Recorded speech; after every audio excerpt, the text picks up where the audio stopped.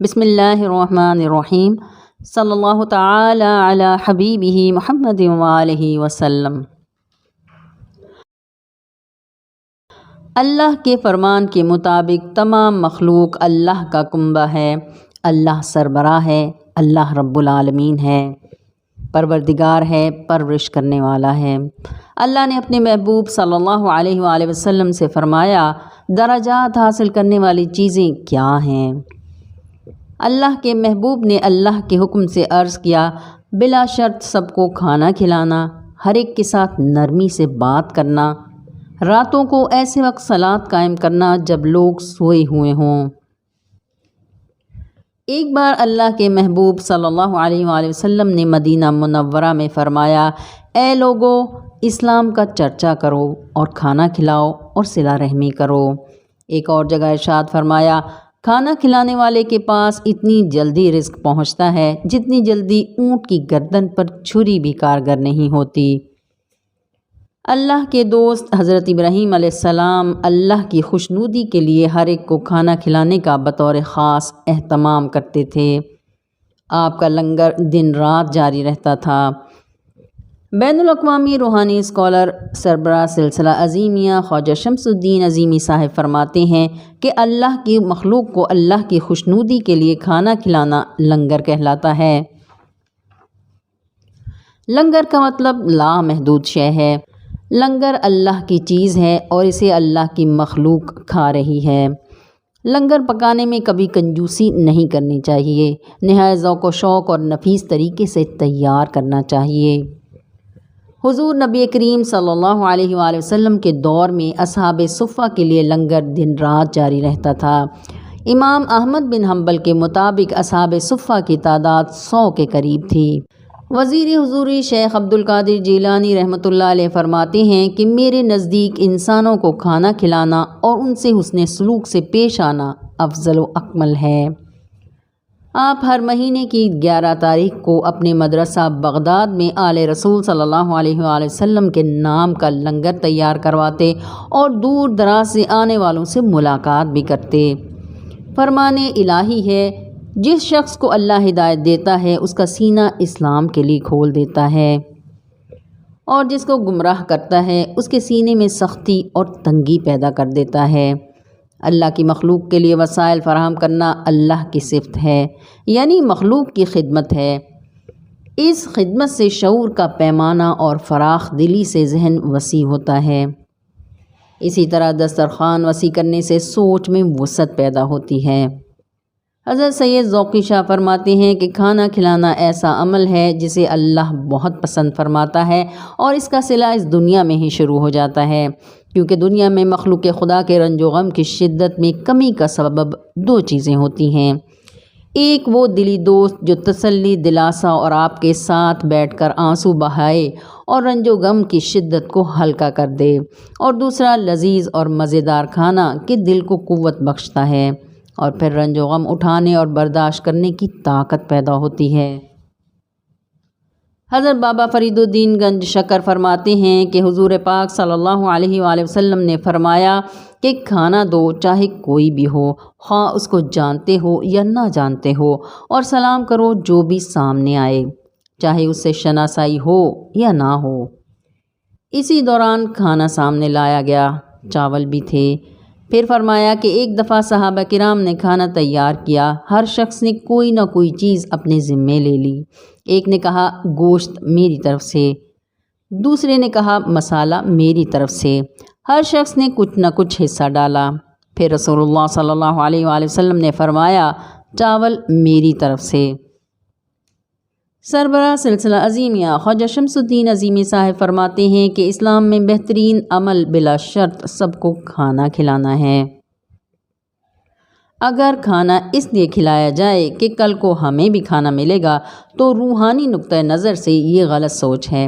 اگر صرف اللہ کی رضا کے لیے مخلوق کو کھانا کھلایا جائے اور مخلوق سے اس عمل کے بدلے کوئی توقع قائم نہ کی جائے تو پھر یہ عمل بے غرض ہوگا اور اللہ کی صفت رحیمی کا عکس ہوگا، اور جس بندے کے اندر صفت رحیمی متحرک ہو جاتی ہے وہ کائناتی سسٹم کے تحت دنیا میں موجود ہر بندے کی خدمت کرتا ہے۔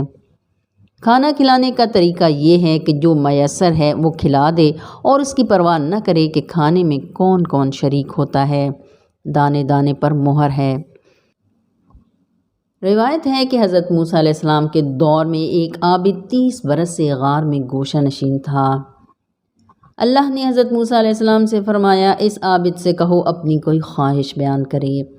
حضرت موسیٰ علیہ السلام نے اللہ کا یہ پیغام اس عابد کو پہنچایا تو اس نے کہا، عرصہ ہوا پیٹ بھر کر کھانا نہیں کھایا، بس ایک بار پیٹ بھر کر کھانا کھلا دو۔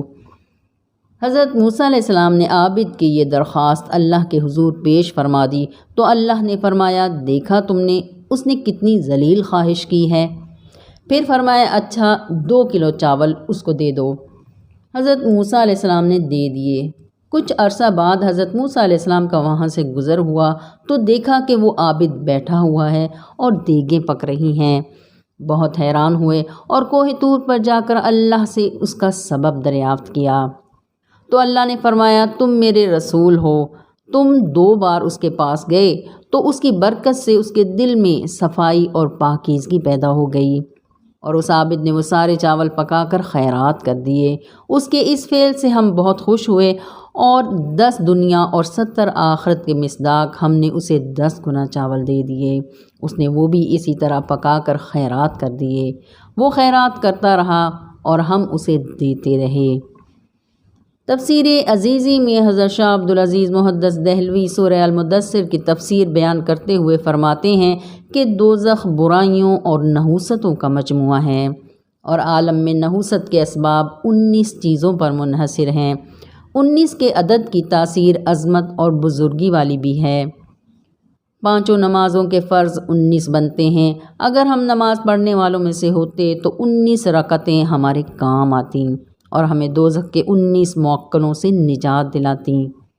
موکل یا فرشتہ ایک ہی بات ہے۔ حدیث نبوی صلی اللہ علیہ وآلہ وسلم ہے، جبرائیل موکل ہیں ہوا پر۔ دوزخ کے ان 19 موکلوں سے نجات حاصل کرنے کا طریقہ یہ بھی ہے کہ کھانا کھلایا جائے۔ کھانا کھلانے میں بھی 19 چیزیں پائی جاتی ہیں۔ حضرت حاجی امداد اللہ مہاجر مکی فرماتے ہیں، جو کھانا اللہ کے لیے تقسیم کیا جاتا ہے تو یہ عمل نور علی نور ہے اور اللہ کا بہت پسندیدہ ہے۔ حضور نبی کریم صلی اللہ علیہ وآلہ وسلم کے دادا حضرت عبد المطلب نے اپنے پوتے محمد کی ولادت کی خوشی میں تقریباً 100 اونٹ ذبح کیے اور اہل مکہ کی 3 دن شاندار دعوت کی۔ پھر مزید اونٹ ذبح کر کے مکہ کی پہاڑیوں اور وادیوں میں بھی گوشت رکھ دیا گیا تاکہ چرند پرند اور حیوانات بھی کھائیں۔ حضرت خواجہ نور محمد چوراہی فرماتے ہیں کہ جو شخص حضور صلی اللہ علیہ وآلہ وسلم کی ولادت کے موقع پر درود شریف اور لنگر کا خصوصی اہتمام کرتا ہے تو اس کا رزق کبھی کم نہ ہوگا۔ مولا علی کرم اللہ وجہ الکریم ہمیشہ دوسروں کو کھانا کھلانے کا بطور خاص اہتمام فرماتے اور دوسروں کو بھی تاکید فرماتے۔ اسی طرح امام حسن مجتبیٰ علیہ السلام کا مدینہ میں دسترخوان بہت مشہور تھا۔ آپ انواع و اقسام کے کھانے پکواتے اور ہر خاص و عام کو کھلاتے۔ اگر ہم دیکھیں تو تمام اولیاء کرام کی زندگی میں بھی اور ان کے جانے کے بعد بھی ان کا لنگر جاری و ساری رہتا ہے۔ محترم جناب سید سرفراز شاہ اپنی کتاب فقیر رنگ میں فرماتے ہیں کہ فقیر یعنی اللہ والے کی زندگی میں کھانا بنانا اور سرو کرنا دونوں کا بہت عمل دخل ہوتا ہے۔ عموماً یہ دونوں کام فقیر ابتدا میں ہی کر گزرتا ہے، یعنی لنگر بنانا اور تقسیم کرنا۔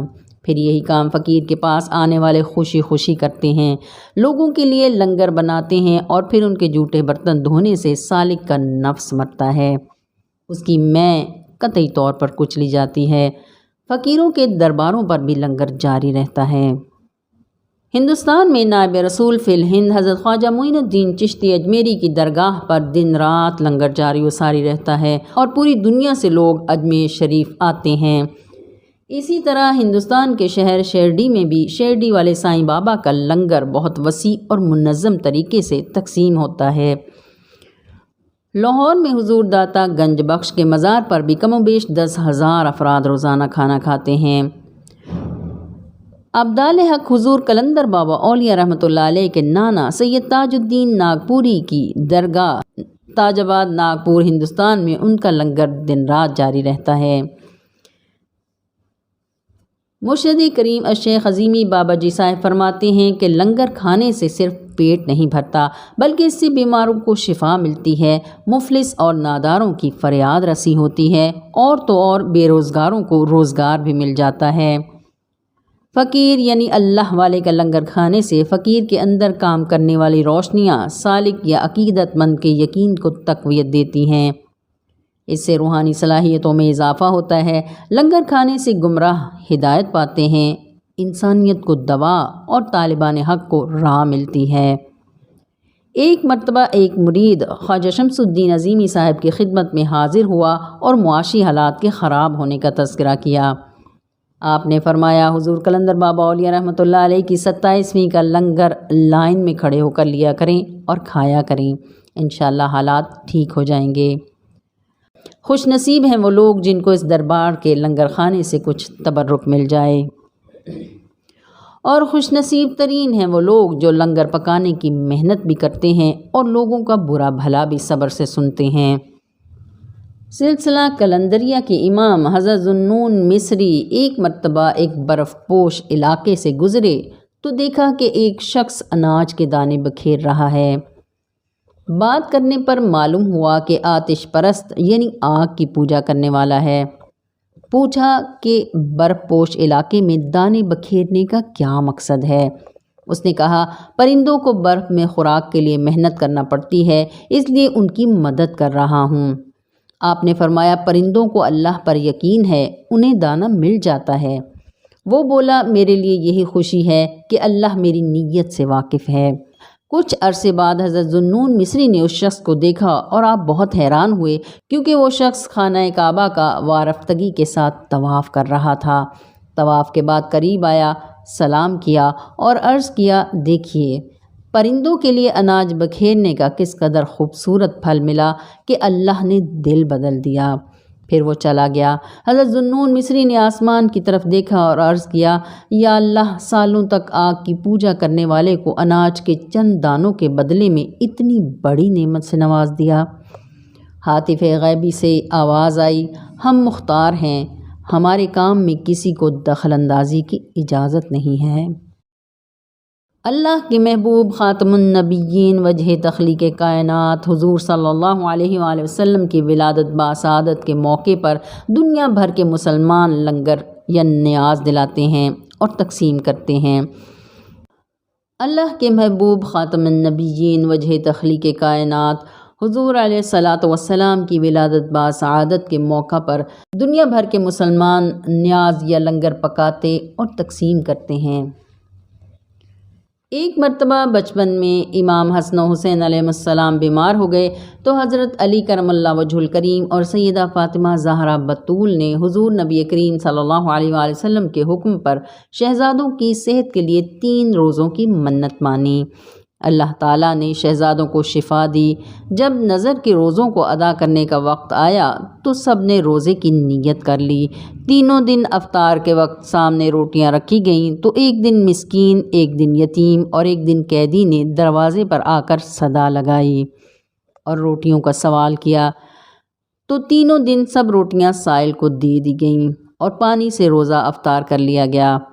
اللہ تعالیٰ کو اہل بیت مصطفیٰ کا یہ عمل اس قدر پسند آیا کہ قرآن مجید میں یوں ارشاد فرمایا، بسم اللہ الرحمن الرحیم وَيُطْعِمُونَ الطَّعَامَ عَلَى حُبِّهِ مِسْكِينًا وَيَتِيمًا وَأَسِيرًا إِنَّمَا نُطْعِمُكُمْ لِوَجْهِ اللَّهِ لَا نُرِيدُ مِنكُمْ جَزَاءً وَلَا شُكُورًا، اور وہ اس کی محبت پر مسکین اور یتیم اور قیدی کو کھلاتے ہیں اور کہتے ہیں، ہم جو تمہیں کھلاتے ہیں تو خاص اللہ کے لیے، نہ ہمیں تم سے بدلہ لینا مقصود ہے اور نہ شکر گزاری۔ اس وقت نواسۂ رسول سید الشہداء امام حسین علیہ السلام کی نیاز اور لنگر پوری دنیا میں سب سے زیادہ بنتا اور تقسیم ہوتا ہے۔ اولیاء اللہ کے عرس مبارک، عیدین اور خاص لنگر کے روز لنگر خانے سے انسان تو انسان، جنات اور ارواح بھی تبرک حاصل کرتے نظر آتے ہیں۔ دراصل فقیر کے لنگر خانے کے پس پردہ فیض عام جاری و ساری رہتا ہے۔ اللہ کی مخلوق کو اللہ کی رضا اور خوشنودی حاصل کرنے کے لیے کھانا کھلانا دراصل ایسا چور دروازہ ہے جس سے بارگاہ رحیمی میں رسائی حاصل کرنے کی کوشش کی جاتی ہے۔ اللہ تعالی ہمیں بھی اپنا دسترخوان اور سوچ وسیع کرنے کی توفیق عطا فرمائے۔ آمین یا رب العالمین، آمین۔